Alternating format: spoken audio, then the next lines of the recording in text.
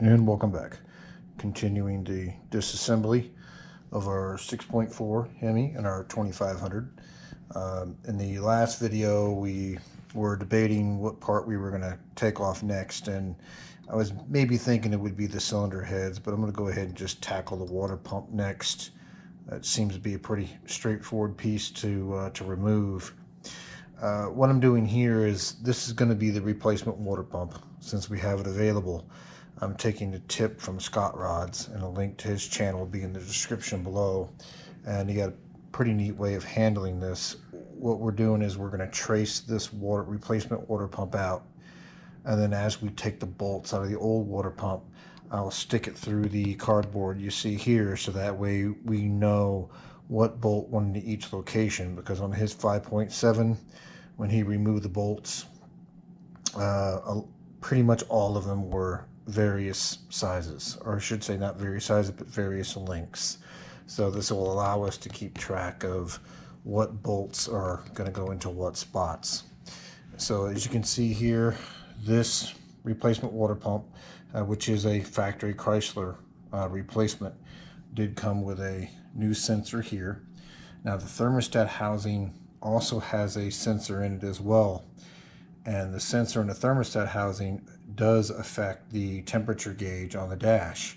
And we know this because as we were putting the supercharger in, the temperature sensor that was in the thermostat housing of this 6.4 that normally would fit into here comes as a complete assembly. We'll show you on the truck.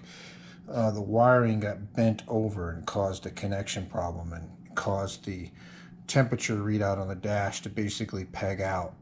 And then we had to kind of bend that wire back into position, and it fixed the issue. So again, I'm believing that the one built in the housing is a temperature sensor.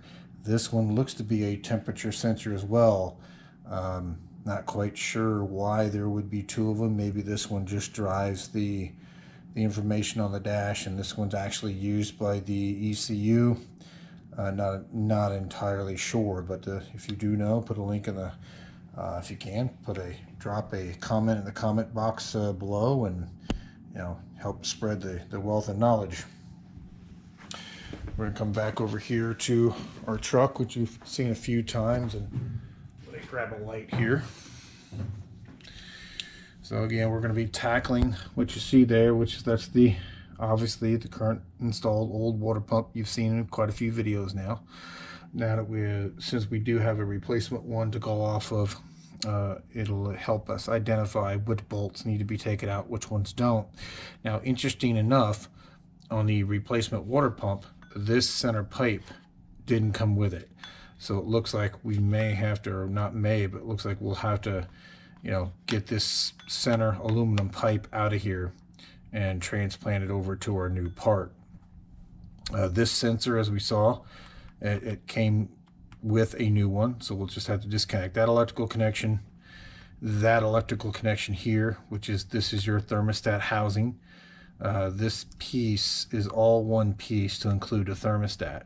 When you order a thermostat for a 6.4 liter, or at least when I ordered it from Chrysler, it also came with this filler neck pre-installed. So this came as one piece along with, and if I'm incorrect on this, I'll follow it up, but I believe it also came with this sensor as well. Let's see. So what we'll have to do is, again, disconnect that sensor, and this what I believe they call this the EGR cool down pipe, and we'll just crack it loose at that clamp that you see at the end of the flashlight there. So we're going to go ahead and take care of those two things, and then we'll start getting the bolts out, and when we're ready to drop this, we'll bring you back.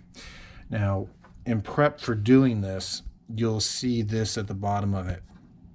You can get these at Lowe's, Home Depot, whatever your local hardware store is, but I know Lowe's has this one in particular as what they call a large mixing tub, and it's actually meant for cement mixing. Bring it to the bottom of the truck so you can kind of see that better. And again, that's called their large tub, and as you can see on this wildfire lift, it does a pretty good job of setting right in between the two ramps.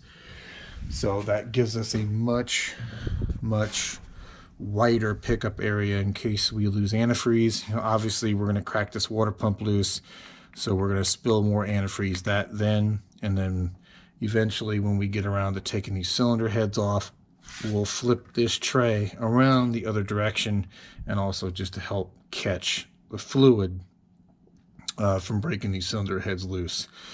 But for now, we'll work on getting that water pump out, and then we'll bring you back. And welcome back. We've got all of our bolts out of our water pump, I believe at this point.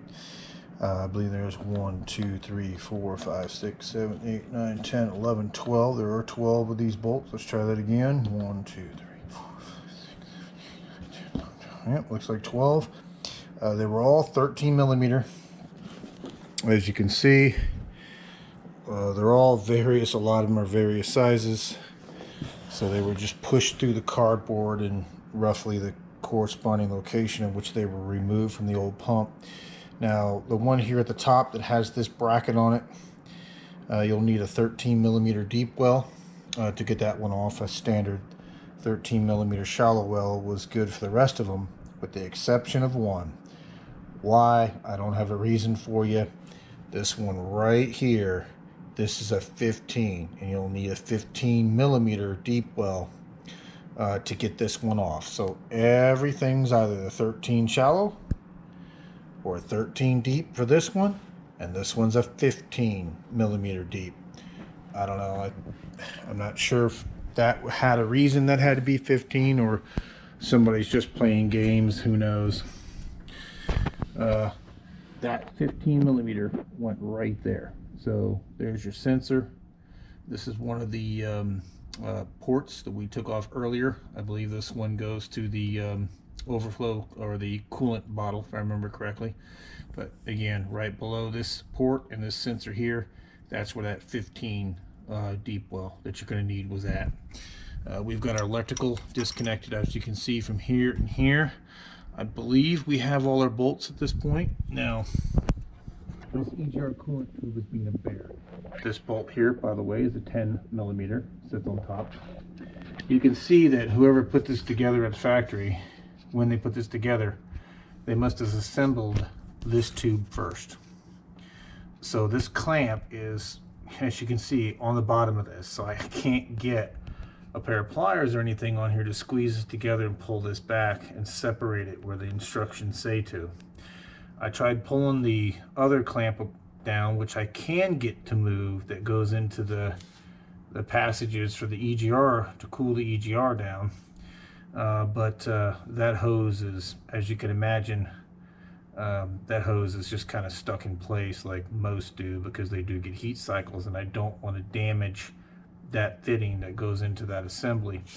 So what I'm going to try to do is break this loose, and once this comes loose, tilt it up this way. In other words, flip it up and see if I can then either get this aluminum tube out of where it fits down here, because you can see with that bracket out, it's pretty loose, but I don't want to force it without knowing that this just appears to be just a simple friction fit where you just pop it out and pop it in.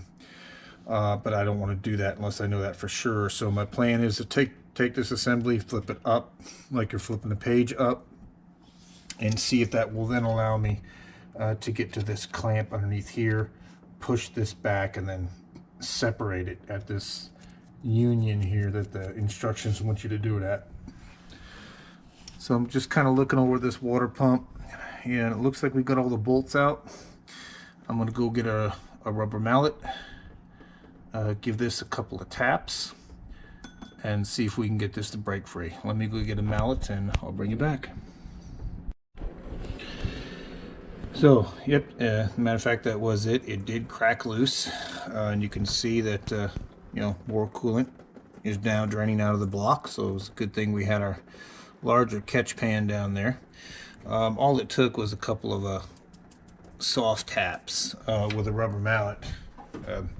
That rubber mallet actually just across the top, a little bit on this filler neck, or I should say on this neck for this water temperature, or for the thermostat. And then I just grabbed it right here where the lower radiator hose would plug into, and just kind of pulled it towards me. And as you can see, it's loose. So there is in fact 12 bolts, 2 electrical connections, and that connection going to the EGR tube. So I'm going to let this just kind of continue to drain, and then like I said, we're going to flip this up and see if we can get some clearance in here to get the clamp out of this. And then once we get this clamp loose and out of here, we'll bring you back. Just to show you that we were able to get our prize this round and get our water pump assembly out.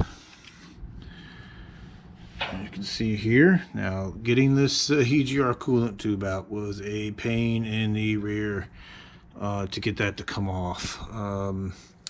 What we ended up doing, and I'll show you more inside the truck there, was once we had the water pump loose, as you saw in the previous video, we were able to kind of, if the water pump was mounted this way to the front of the engine, cock it this way so it would turn that clamp enough where we could get to it and spin that clamp around on top of that fitting, and then back that clamp out. And then once we were able to do that, we were able to kind of get a little pick in here and work around the edge of this hose, or I should say a little pocket screwdriver. We did mar that up a little bit. I may look and see if I can get this replacement aluminum tube, as well as a new rubber tube there, and just go ahead and replace it while we're in here. But once we were able to crack this seal loose on this hose, took our water pump in conjunction with a pair of hose pliers on this, and at the same time we were able to finally rock and crack this seal loose.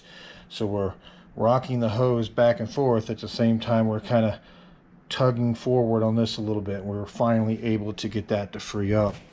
And like we said on the previous video, that little top aluminum tube that you see there does not come with a new pump.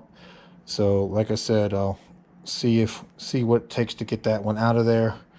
If it looks like it's just going to mess it up too much, then I'll see if I can order a new one of these aluminum tubes, as well as that rubber transition, or rubber hose you see there that transitions into that EGR assembly. But there's our front. You can see we're off, freed up a lot more space. That'll be one step that we needed taken care of in order to start working on getting that timing cover off. And so we may progress. I'm thinking what we're going to do next is we're going to get our harmonic balancer or crank pulley off here, however you want to call it, and then we'll work more. I'm thinking on getting the timing cover off of this engine, because obviously it's got to come off for us to do the cam swap, I should say. And then we'll go from there, and eventually at one point in time we'll tackle the heads, or we may tackle the heads next. I'm just kind of playing this by ear based on what I feel like doing. In the previous video, when we took the heater core hoses off, I made a comment that I did cut them, or put a slice in them where they connect up to the heater core on the firewall, or the ports to the heater core on the firewall. And I did that because I didn't want to overly torque those, trying to get those to crack loose. And I did do a little bit of searching, and you can get, here they are right here, you can get just that assembly. And what this is the assembly of hoses you saw in the previous video that go to the ports on the heater core and the firewall, and then transition down to those aluminum pipes that you saw in that assembly we took off. And I'm looking to see if I can show you a part number here. There we go. There's a part number. Hopefully that's coming through. Okay, that'll focus in. And then as that comes, as you can see here, like I was talking about in one of the very first videos, It comes complete with all clamps and everything that you need. They just got these little holders in place to hold these clamps open. And I made this comment when I ordered an upper radiator hose that these clamps are kind of glued in place right along here where the solid part is. And I get why they do it, because they've got this clamp in place to hold this open, and if they didn't affix this clamp to this hose somehow, then obviously the clamp would fall off in shipment. So just be aware that if you haven't ordered a replacement factory hose for something, that's so far how every replacement hose I've gotten from Chrysler for this truck is shipped, where those are fixed in place and they've got these little holders. Once you put the hose in place, you just pull these little holders off and the clamp slaps shut and you're good to go. Also, to show you see, I believe this is gonna, let me find the part number so I can show you the part number of the coolant tank. Hopefully that's coming in okay. And as we spoke about before, we're in here, we're doing the work. We just went ahead and ordered a new coolant reservoir bottle. We could have definitely cleaned the old one up. There's actually nothing wrong with the old one, but since we're in here replacing all our parts anyway, we might as well just go ahead and slap a new coolant tank on.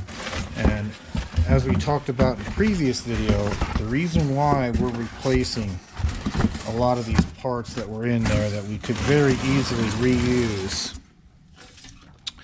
just put that up there so we don't lose it, is for a few reasons. One of the reasons I mentioned is if you looked at the color of coolant, it would probably give you a clue as to what I'm about to say next. When we put the Pro Charger on here and we drain the radiator of coolant, I went to the dealer, gave him the VIN number for the truck, and said I need replacement coolant for this make model vehicle. And I bought the truck at the dealership I bought the coolant from. Gave them the VIN number. They said, yep, this is what you need. Give me 2 gallons of coolant, sent me on my way. So I drained the radiator. Now, what was in the coolant bottle when we drained the radiator and prepped for doing the supercharger was purple colored coolant, which is the coolant you see here on the ground, which is this 10-year coolant. And I didn't think much of it, but when we detached the upper radiator hose and prepped for just kind of moving it out of the way to put the supercharger on, inside the neck of the thermostat housing right here, there was a wad of what looked to be gunk, some type of built up of gunk. And it actually, I actually ended up scooping it out with my fingers, and it had like a, I don't want to say a jelly consistency to it, but you know, almost like a clay type consistency to it. It was really weird. Now, I didn't know it at the time, and I didn't think much of it. I just drained the radiator, and what I saw coming out of the radiator was purple colored coolant. I'm like, all right, fine. What I see in the coolant bottle matches what I see coming out of the radiator. Well, a couple days later, when I was taking what we had collected in our drip pans for our coolant and putting them into the old coolant bottles to take them down to recycling, I noticed that kind of what was coming out of the pan, out of the collection pan, was orange, not purple. So the best I can gather is that at one point in time, possibly from the factory, this truck had orange colored OAT coolant in it. And at some point in time, before I purchased the truck back in 2016, someone may have been topping off the fluids and put purple coolant in it. Now, I found various things online where from the factory it could be orange, and then when you buy new replacement coolant from the dealer, it could very well be purple. Now I've also found that purple is usually the 10-year coolant and orange is a slightly different coolant. But I guess what I'm getting at is OAT different types of coolant are not supposed to mix. And when they do mix, you see in what I later found out to be very characteristic of the sludge that we got out of this thermostat housing. So it looks like it had a potential where, again, prior to me purchasing the vehicle, someone may have topped off the fluids and put in purple rather than orange, which it seemed like the truck kind of had a mixture of both. Now, for 3 years, it's been fine. No coolant issues, nothing.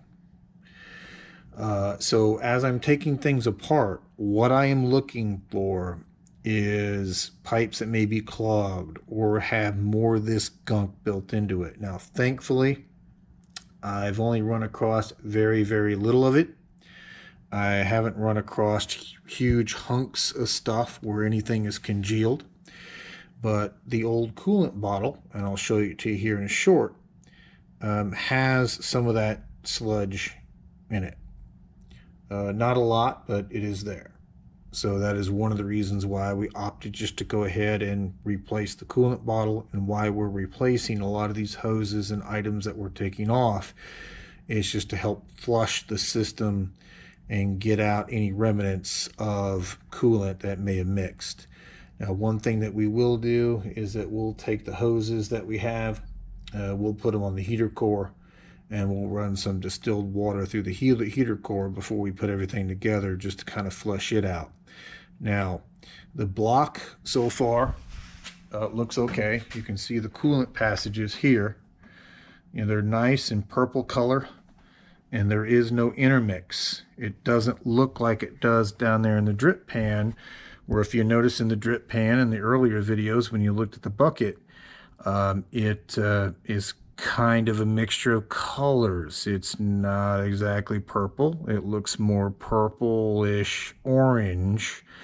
In other words, you can also, again, like I'm saying, you can see in that coolant pan down there, it looks more orange than it does purple. Now, I've also looked online, and you know, apparently this OAT coolant can look different based on where the light hits it and what type of light you're using and so on and so forth. So I could be completely wrong here from what I've been able to find online. Again, from what I can gather, it looks like this truck at one point in time from the factory had orange coolant in it. Looks like when it was serviced at one point in time, somebody had put purple coolant in the coolant reservoir. So when we did the Pro Charger install, again, just to kind of recap, when I went to the parts counter, I said, this is the VIN of vehicle I have, this is the make, model, year, I need new coolant, set me up with what I need. And what they gave me was the 10-year coolant, which is purple in color. So just playing this on the safe side, since we're here taking this all apart, which is why I'm replacing a lot of these hoses, just to eliminate the possibility that you know, intermixing of those types of coolant could be causing some potential issue. Again, I could be wrong here. Someone may get in the comment section and said, nope, you're perfectly fine, it's supposed to look that way. You know, maybe you can mix the orange stuff and the purple stuff and get away with it. But again, you'll see from the coolant bottle looks a little sludgy, and it may just be sludgy just from normal use, but again, we're going to replace it. So that is the reason why you see me replacing a lot of these bits and pieces, because that way we know when we put it on and we put it together, they're nice and clean, you know, and everything looks good. And one of the areas I was curious on, when I cracked that water pump loose, I wanted to see kind of what it looked like behind it, and it looks pretty good. Now, to be fair, water pump is going to have water in it constantly circulating. It's never really going to have water that's just going to be kind of sitting there where it may stay stagnant for a while and allow crud to build up. Now, with that being said, however, because of the state of the world, the way things are in, this truck sat for a large part of 2020. And as you can see behind the water pump there, it actually looks pretty clean. I'm not seeing any sludge. I'm not seeing anything that's congealed up. So I'm actually breathing, a little bit better. We'll know more when we get the heads off. As long as the heads look as clean as what behind that water pump looks, and there's nothing excessive back there, then we'll continue on. We'll button things up, and when we put it back together, what I'm going to put in it is the 10-year coolant again. But again, so that is why, a little bit of a long-winded explanation, and I do apologize for that, but just want to let you know that's why we're doing a lot of the things that we're doing. So once again, to show you, this is our template of where our water pump bolts go. Once again, they're all 13 millimeter with the exception of one. You'll need a 13 millimeter deep well to get this bracket off at the top of the water pump, and this other one, which you also need a deep well for, this one happens to be a 15 millimeter. So all 13s, 115. Why? I don't know. I think somebody out there is laughing right now, to be honest with you. But that's it. That's what we're going to tackle for this go around. Like I said, next I may look and see about getting that harmonic balancer out of there, and then we'll see if we can get the covers and everything off to get the timing chain and everything exposed, because it's all got to come off anyway. Anyway, that's long enough rambling. Appreciate you hanging out. I know there's been a lot of these videos lately. There'll be a lot more to come. Again, this channel is about solar. It will also continue to be solar, but it is called the Solar Garage. So there will be times in which we will have content like this. I hope everybody enjoys this type of content. It's just kind of a way to, help pay back, help other individuals who may be in the similar spot that has to do this type of repair, looking for this type of information. And don't worry, if you're here for the solar aspects of things, we got items on the horizon coming down for it. There'll be some videos coming out shortly that's going to show you what the next steps is on the battery bank. We're trying to source some new cells now. I've got my eye on some 400 amp hour cells, but that again, I'll cover that in that video. This one's starting to get a little bit rambly, and I appreciate you hanging out this far. And if you got any questions, throw them in the comments. Other than that, we'll let you go for now, and we'll chat at you later. Bye. Just want to do a quick follow-up here and show you that this was the tube that came out of the top of the water pump that went to the EGR coolant hose, and it didn't come with the new pump. But let you know that does just pull out of there. It's just an O-ring. It looks like it goes down there and seals. It does take a little bit of effort kind of rocking that back and forth to get that to come out of the top of that pump, but it will separate. And this is to show you, this is the Thermostat Assembly. When you order a thermostat for, at least for a 2500 6.4, you can see this comes as one whole piece when I ordered it. So it came with a new sensor here, the thermostat, the neck, everything. And it just goes into the top of the water pump that you can see there. So I wanted to show you that, let you know that it is removable. Like I said, I may just get a new one of these along with that intermediate rubber hose and just replace it. If I can find it, I'll get one. If not, we'll just replace that O-ring and reuse it. These were the bolts for the thermostat housing, and they are also 13 millimeter, just like the rest of the water pump, the majority of the water pump bolts. This was the old coolant bottle, if you can remember correctly. And what you can see on there in the very bottom of that neck is some of that sludge I was telling you about. Like I said, it's not everywhere. I've only ever seen it there and what used to be accumulated at the top of that thermostat housing that we kind of cleaned out by hand about 3 years ago when we put the Pro Charger on. So again, that's the main reason why you can see here that where I'm going to go ahead and just replace this this coolant reservoir, or coolant bottle, I think as it's called. But just want to bring you back for that, let you know that don't be too fearful of this piece. That will come out. You're just fighting that O-ring, which is giving you that that tight fit and keeping that that port sealed. But we'll bring you back when we do the next piece. Thank you much. Bye.